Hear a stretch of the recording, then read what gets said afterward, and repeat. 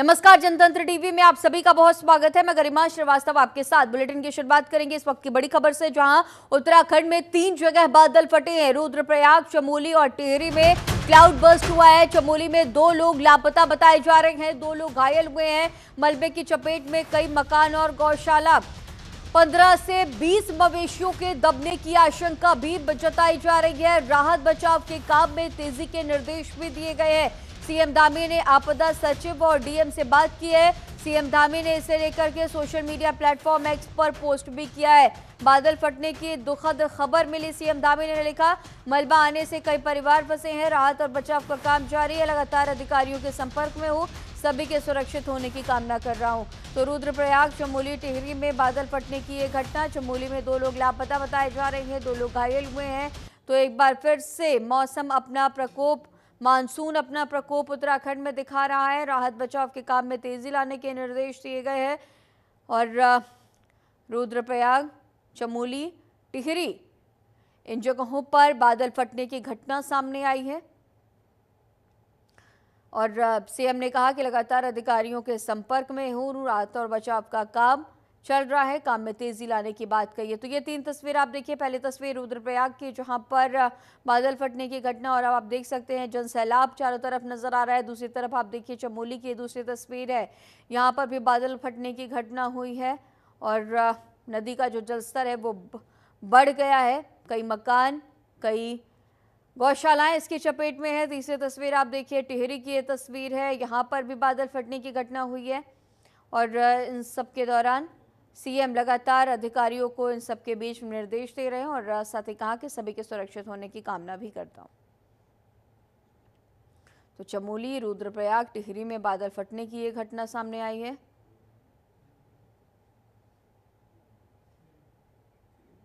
और इसी खबर पर और भी ज्यादा जानकारी के साथ हमारे सहयोगी हरीश खंडेड़ा हमारे साथ लाइव मौजूद है। हरीश, एक बार फिर से मानसून अपना प्रकोप दिखा रहा है उत्तराखंड में। रुद्रप्रयाग, चमोली और टिहरी में क्लाउड बर्स्ट, और भी क्या कुछ अहम जानकारी? देखिए गरिमा, जिस तरह से उत्तराखंड की बात करें तो उत्तराखंड में लगातार बारिश होने के चलते कई जगहों पर जो है बहुत भारी बारिश होने की चेतावनी कल भी दी थी और आज भी कई जगहों पर आज भी से भारी बारिश होने की चेतावनी मौसम विज्ञान के तरफ से दी गई है। तो इसमें उत्तराखंड की अगर बात करें तो उत्तराखंड के चमोली, रुद्रप्रयाग और टिहरी की अगर खासतौर पर बात की जाए तो टिहरी जनपद के घनसाली क्षेत्र, बूढ़ा केदार के क्षेत्र में बादल फटने की घटना हुई है। और इसके साथ ही अगर हम चमोली की बात करें तो चमोली के देवाल क्षेत्र में भी बादल फटने की घटना हुई है, जिसमें 2 लोग अभी भी मिसिंग बताए जा रहे हैं, उनको सर्च यहाँ पर किया जा रहा है। इधर हम रुद्रप्रयाग की अगर बात करें तो रुद्रप्रयाग क्षेत्र में भी बादल फटने की वजह से काफी नुकसान हुआ है। ये साथ ही साथ अगर अलकनंदा और गंगा नदी की बात करें तो अपने उफान पर है। अलकनंदा नदी श्रीनगर के पास में अगर जो डैम के पास अगर करें तो पूरी जो रोड है उसमें जलमग्न हो चुकी है। हालांकि मुख्यमंत्री पुष्कर सिंह धामी की तरफ से सभी जिला अधिकारियों से बातचीत की गई है, जिसमें राहत और बचाव कार्य के लिए कहा गया है। और साथ ही साथ अगर हम जिला आपदा विभागों की अगर बात करें तो जिला के आपदा विभाग जो है वो सतर्क मोड पे है। उधर मुख्यमंत्री पुष्कर सिंह धामी ने भी जो आपदा सचिव हैं विनोद कुमार सुमन, उनसे फोनिक बात की है और राहत बचाव कार्य के लिए तेजी लाने के निर्देश दिए हैं। तो कहीं न कहीं जो उत्तराखंड में जो लगातार जो आफत की जो बरसात है वो हो रही है, आज भी कई जगहों पर बारिश होने की संभावना जताई गई है। इसमें देहरादून भी शामिल है, उत्तरकाशी, रुद्रप्रयाग, चमोली, पौड़ी, टिहरी के साथ साथ ये अल्मोड़ा, बागेश्वर और पिथौरागढ़ भी शामिल है। तो ऐसे में ये माना जा रहा है कि आज भी कहीं न कहीं बहुत बारिश होने की संभावना है। देर रात की अगर बात करें तो देर रात को ही देहरादून में लगातार बारिश हो रही थी, जिससे वजह से कई जगहों पर जो जल भरा हुआ है, लोगों के घरों में पानी घुसा है। और साथ ही साथ अगर हम पहाड़ी क्षेत्रों की बात करें तो पहाड़ी क्षेत्रों में भी कई जो मार्ग हैं, जो संपर्क मार्ग हैं, वो भी कनेक्टिविटी से टूटे हुए हैं। इसके साथ ही साथ अगर राष्ट्रीय राजमार्गों की बात करें गरिमा, तो वो भी कई जगहों पर बाधित हुए हैं। जी। इसके साथ ही साथ आने वाले और कितने दिनों को लेकर के मौसम विभाग ने इसी तरह का अलर्ट दिया है?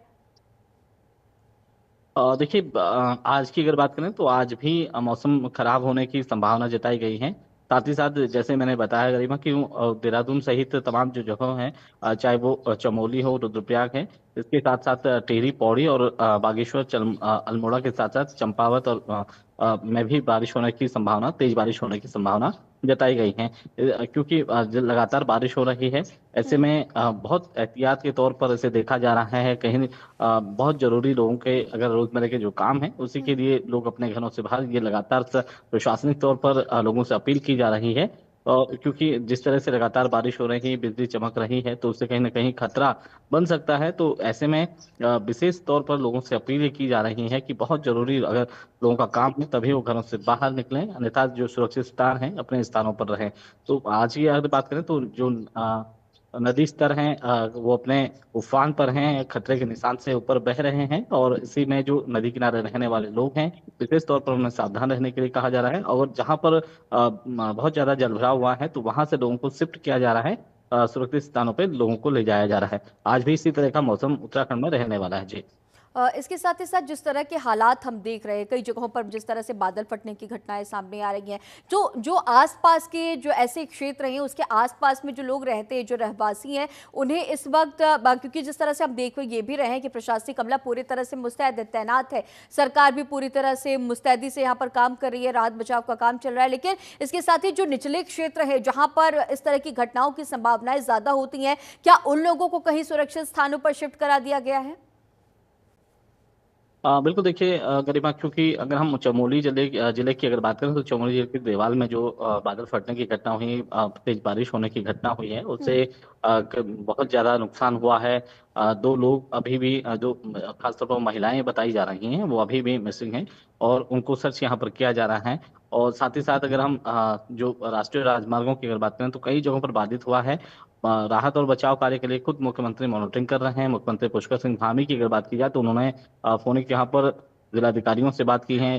जिलाधिकारी चमोली और रुद्रप्रयाग के साथ साथ टिहरी जिलाधिकारी से भी उनकी फोन पे बात हुई है। उन्होंने कहा है कि किसी भी तरह से जो राहत और बचाव कार्य है उसमें कोई हिला हवाली न करें, और बहुत तेजी गति से जो है वो वहाँ पर राहत और बचाव कार्य किया जाए। हालांकि जिलाधिकारियों की तरफ से पहले ही मॉनिटरिंग की जा रही है। एनडीआरएफ, एसडीआरएफ के साथ साथ तमाम जो सुरक्षित एजेंसियां हैं वो लगातार यहाँ पर पहुंच रही हैं। देर रात को ही इन इलाकों में मॉनिटरिंग की जा रही थी, और प्रशासनिक तौर पर जो लाउड स्पीकर के जरिए यहाँ पर के जरिए लोगों को यहाँ पर बताया जा रहा था और अलर्ट किया जा रहा था। और खास तौर पर जो नदी किनारे रहने वाले लोग हैं उन्हें सुरक्षित स्थानों पर ले जाया जाना, जहाँ पर सरकारी जो आवास हैं या स्कूल हैं वहां पर लोगों को शिफ्ट किया जा रहा है। और इसके अलावा उत्तरकाशी की अगर बात करें तो उत्तरकाशी की भी यही स्थिति देखने को मिल रही है। और साथ ही साथ अगर हम राष्ट्रीय राजमार्ग ठीक बद्रीनाथ है और हरीश, आगे भी ऋषिकेश आपसे अपडेट्स लेंगे। फिलहाल तमाम बाधित हुआ। जानकारियों के साथ बने रहने के लिए आपका बहुत शुक्रिया। और चलिए आगे बढ़ेंगे, जहां उत्तराखंड में एक बार फिर से बारिश ने विकराल रूप दिखाया है। यहाँ टिहरी जिले के गेवाली बिलंगना में बादल फटने की घटना सामने आई है। जानकारी के मुताबिक कोई जनहानि फिलहाल नहीं हुई है। सार्वजनिक और निजी संपत्ति की क्षति होने की संभावना है। मूसलाधार बारिश के चलते ऊपर पहाड़ से मलबा आया है जो लोगों के घरों में घुस गया। जेसीबी मशीन के द्वारा मलबा हटाने की कोशिश की जा रही है। राजस्व विभाग की टीम रवाना हो गई है। तो ये तस्वीरें आप देखिए जहां पर टिहरी गढ़वाल में भी तबाही का ये मंजर देखा जा रहा है। हालांकि ये कहा जा रहा है कि अभी किसी के जान माल को नुकसान नहीं पहुंचा है, लेकिन बारिश अपना विकराल रूप लगातार दिखा रहा है।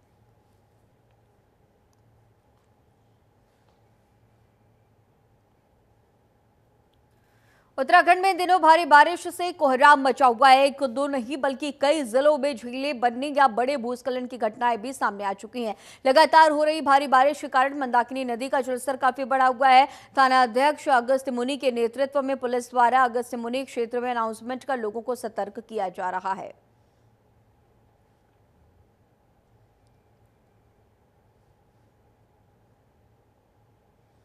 लक्सर में देर रात से झमाझम बारिश हो रही है। मौसम विभाग का पूर्वानुमान सटीक साबित हुआ है। हरिद्वार जिलाधिकारी मयूर दीक्षित ने सभी स्कूल, कॉलेज और आंगनबाड़ियों में आज का आवश्यक अवकाश घोषित किया है।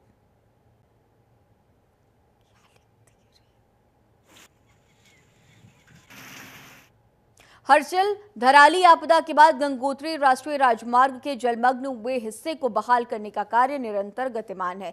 जलमग्न हुए हिस्से से जल की निकासी को व्यवस्थित कर मार्ग निर्माण कार्य करने के लिए यूम पाइप भी मौके पर पहुंचाए जा चुके हैं। साथ ही मार्ग के दूसरे छोर पर एक एस्केलेटर और एक जेसीबी के द्वारा कार्य जारी है।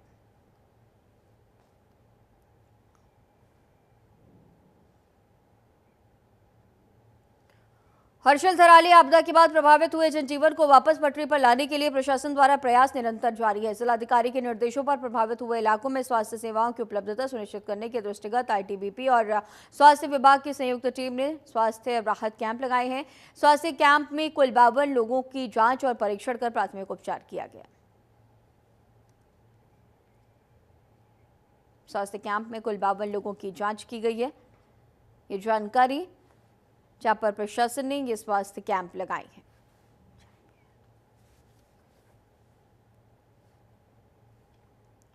आईटीबीपी और स्वास्थ्य विभाग की संयुक्त टीम ने ये स्वास्थ्य कैंप लगाए हैं। 50 से ज्यादा लोगों की यहां पर जांच की गई, उन्हें मेडिसिन उपलब्ध कराई गई है। कुल 52 लोगों की यहां पर जांच की गई है।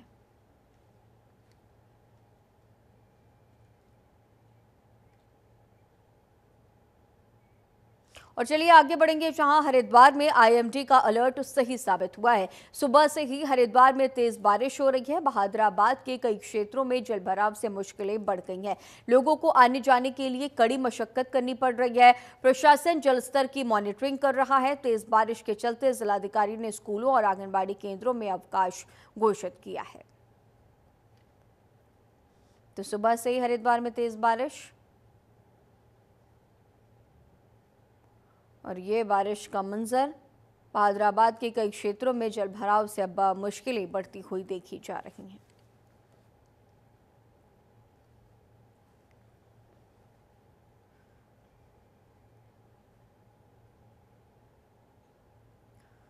हरिद्वार जिले में लगातार हो रही बारिश के बाद सड़कों की हालत बेहद खराब हो गई है। सलेमपुर और दादूपुर क्षेत्रों में जगह जगह गड्ढों और टूटी सड़कों से लोगों का चलना फिरना मुश्किल हो गया। इसी समस्या को लेकर स्थानीय लोगों ने जिलाधिकारी से मुलाकात कर ज्ञापन सौंपा है।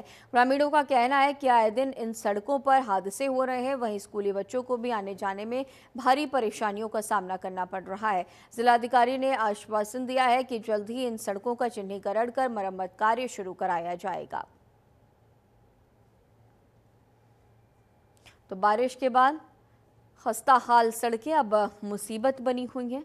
इन दिनों मौसम की मार आम जनता पर पड़ती हुई नजर आ रही है। खस्ता हाल सड़कों से ग्रामीण परेशान है। आवागमन बुरी तरह से प्रभावित होता हुआ नजर आ रहा है।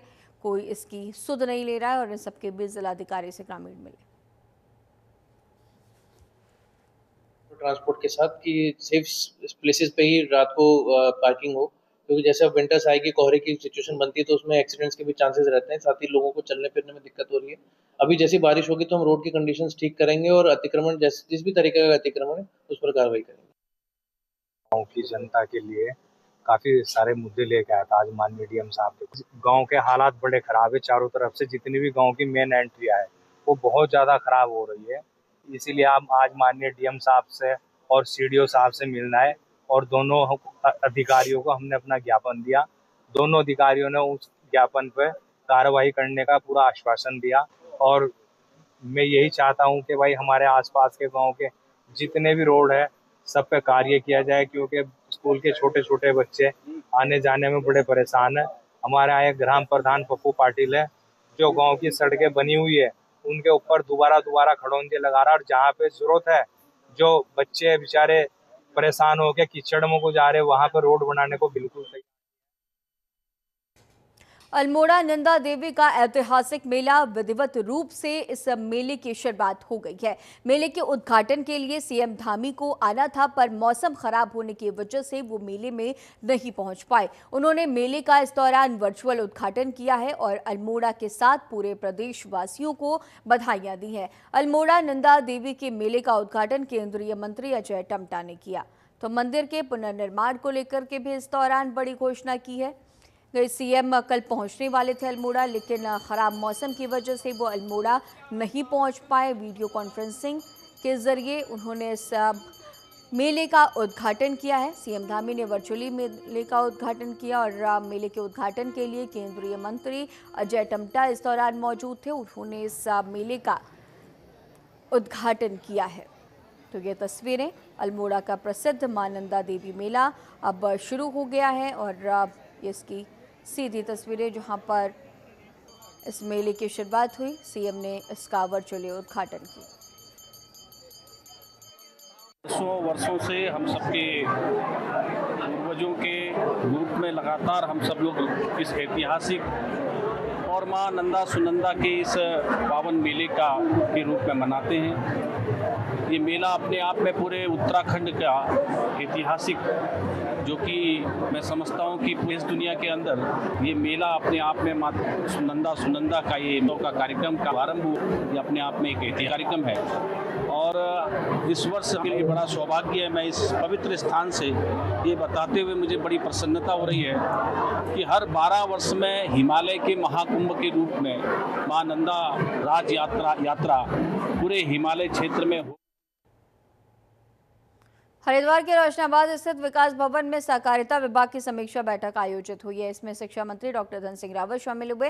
बैठक से पहले मंत्री ने विकास भवन परिसर में अपनी मां के नाम पर पौधा रोपित कर पर्यावरण संरक्षण का संदेश दिया।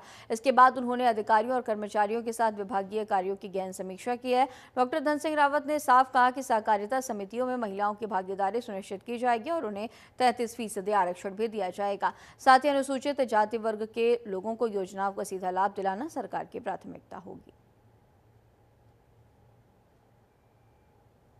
तो सहकारिता विभाग की ये समीक्षा बैठक की गई है। बैठक में मंत्री डॉक्टर धन सिंह रावत का सख्त रुख देखने को मिला है। महिलाओं को 33% आरक्षण और नई समितियों के गठन के उन्होंने निर्देश दिए हैं। तो ये बड़ी बैठक हरिद्वार में आयोजित की गई है।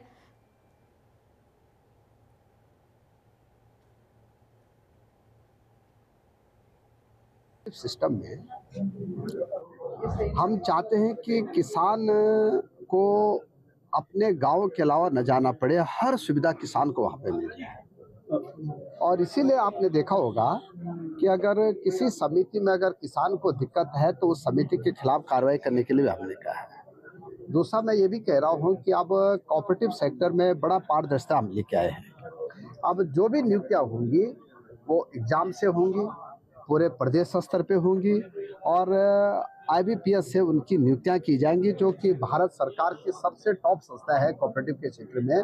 अब कोई गड़बड़ करने का किसी को जो है सवाल नहीं होता। हाँ, आज हमारे प्रदेश के यशस्वी सहकारिता मंत्री डॉक्टर धन सिंह रावत जी ने यहाँ समीक्षा बैठक की है पूरे जिले की कोऑपरेटिव को लेकर, और पूरे स्थिति समीक्षा की। सभी फाइनेंशियल कंडीशन क्या है, कितने उन्होंने अब तक लोन वितरित किए हैं, क्या टारगेट्स हैं, कौन सा टारगेट अचीव नहीं किया गया है, और विशेषकर कंप्यूटराइजेशन का जो काम था वो कितने % हम लोग कर पाए हैं, कितने समय तक तो कंप्यूटराइज कर पाए हैं। तो बहुत उत्साहजनक तो काम नहीं था, लेकिन हाँ, जो हर गांव के अंदर पैक्स खोलने की जो योजना है उसके अंदर हमारे यहाँ 85 जगह पर अभी तक उसका गठन हो गया है। तो वो जरूर एक अच्छा संकेत है कि आने वाले समय में उस टारगेट को भी जल्दी पूरा कर देंगे। देखिए, आज हरिद्वार जिले में माननीय मंत्री जी की अध्यक्षता में सहकारिता विभाग की बैठक की गई है, और जिसमें कई महत्वपूर्ण बिंदु हैं, जैसे हमारे पैक्स के कंप्यूटराइजेशन को लेके, बैंक्स के और समितियों के बीच में जो NPA हैं उनको लेकर कई मुद्दों पर बैठक पर चर्चा की गई है। और इसमें मंत्री जी द्वारा खेद भी प्रकट किया गया है कि काफ़ी जो प्रगति है वो धीमी है। उसमें यार कोऑपरेटिव को और हमारी जो GM कोऑपरेटिव है उनको आदेश भी कर दिया गया है, और इसमें कोशिश की जाएगी 15 दिन के भीतर जो है वो तत्काल से तत्काल इम्प्रूवमेंट भी लाया जाए। और जो सहकारिता विभाग है इसमें बैंक भी है, और जो हमारे एयर कोऑपरेटिव उनकी जो पूरी समिति हमारी 43 समिति हैं उनको उनकी जो स्थिति है वो अच्छी की जाए। समाज में बढ़ते साइबर अपराधों को लेकर हरिद्वार पुलिस एक क्षेत्र के सीनियर सिटीजन्स के साथ जागरूक अभियान चला रही है। इसमें digital arresting, cyber kidnapping, online fraud जैसे साइबर अपराधों की जानकारी दी गई। इसको लेकर सीनियर सिटीजन ने हरिद्वार पुलिस के इस पहल को भी सराहा है। सभी सीनियर सिटीजन को चौकी प्रभारी और बीट प्रभारी के भी नंबर उपलब्ध कराए गए। साथ ही सभी बीट अधिकारियों को आदेश भी दिए गए हैं कि अपने क्षेत्र के सभी सीनियर सिटीजन की हर सप्ताह कुशलता जानेंगे।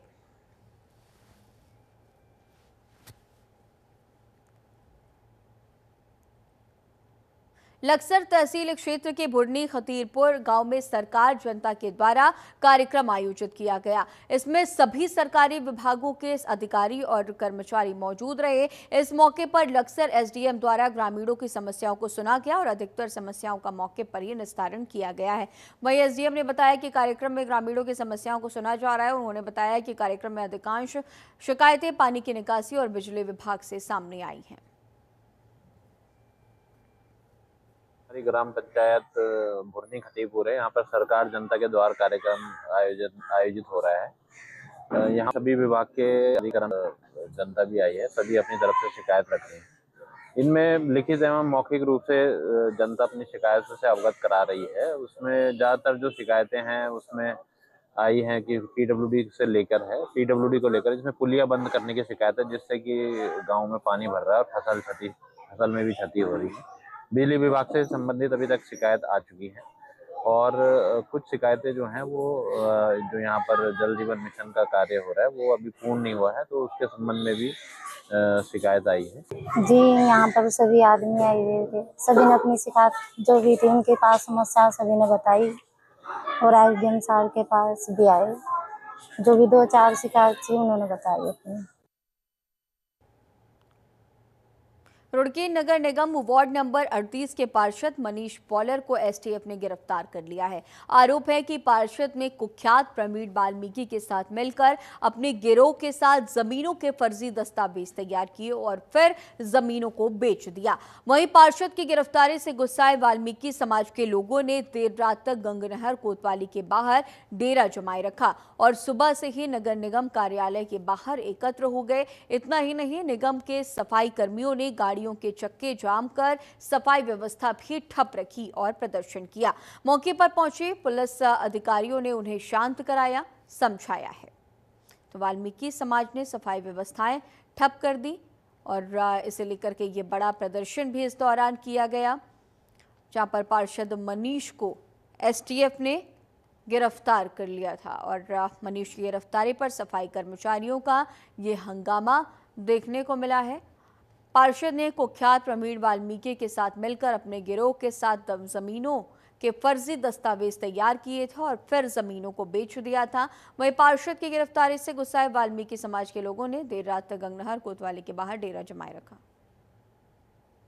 जो मैं बताऊंगा कि चक्का जाम, वो बैठे जरूर थे, उनका कहीं कुछ अपनी बात रखी थी, लेकिन कोई चक्का जाम नहीं है। वो अभी मुझसे वार्ता के लिए आ रहे हैं। कल रात का भी जो एक घटनाक्रम था, उनके परिजन और लोगों को उस जो सूचना उस समय तक हमारे पास थी उससे उनको अवगत करा दिया था और तय है एक बड़ी धाराओं में धोखाधड़ी और बड़ी धाराओं में मुकदमा दर्ज है और प्रॉपर जांच के बाद वो मुकदमा दर्ज हुआ है। जिन शख्स का हम नाम ले रहे हैं उनकी अरेस्टिंग हुई है। बाकी जो लीगल कार्रवाई है अकॉर्डिंग टू प्रोसीजर इन्वेस्टिगेशन के हिसाब से वो आगे चल रही है। और लोगों का उसमें इन्वॉल्वमेंट, क्योंकि जो एजेंसी है वो एक बार डिसाइड करेगी, क्योंकि नेम्ड मुझे लगता है और लोग भी हैं, तो वो जो इन्वेस्टिगेशन एजेंसी है उसमें काम करेगी। एसटीएफ स्टेट की एजेंसी है, स्टेट पुलिस का भाग है, तो उसमें अगर मदद के लिए जो उनको जहाँ पर ज़रूरत पड़ती है तो मैं स्वयं थाने में था और उनको कन्विंस कर दिया गया था, फुल्ली कन्विंस थे। बाकी जो लीगल प्रोसीडिंग है वो अपना करेंगे और अब वही वार्ता करने के लिए आ रहे हैं। एक बार हम वार्ता करते हैं, उसके बाद चीज़ें फाइनल। जी, मैं आपके चैनल का सबसे पहले स्वागत करता हूं।